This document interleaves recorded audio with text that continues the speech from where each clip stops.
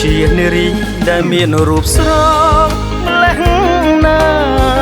ធ្វើឲ្យរៀមរាចាប់ចិត្តនោះល្អ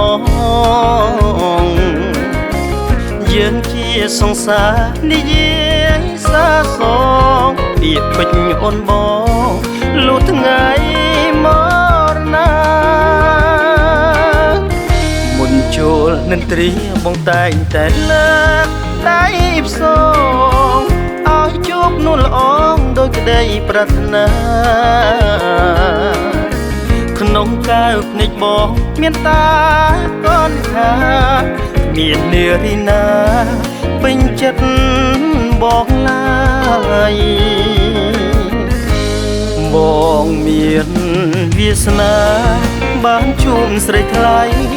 ដោយក្តីស្រមៃរបស់បងហើយបងមាន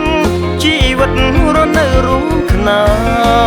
យជាមួយត្រានត្រាយដែលមានរូបស្រស់បងស្រឡាញ់អូនដែលជាប់ពេញក្នុងចិនដាអូនជាតារាមានគ្រប់ទាំងអស់ទាំងរូបទាំងចិត្តគ្មានខ្វះចន្លោះវាចាពីរងមកកាន់រូបបង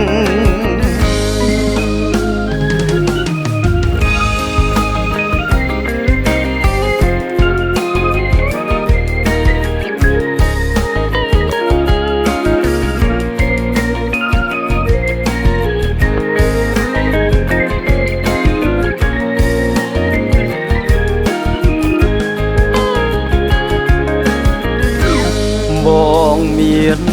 វាសនាបានជួបស្រីថ្លៃ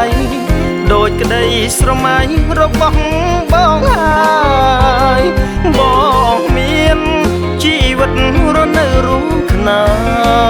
យជាមួយត្រានត្រាយដែលមានរូបស្រស់បងស្រឡាញ់អូនដែលជាប់ពេញក្នុងចិនដាអូនជាតារាមានគ្រប់ទាំងអស់ទាំងរូបទាំងចិត្តគ្មានខ្វះចន្លោះវាចាពីរង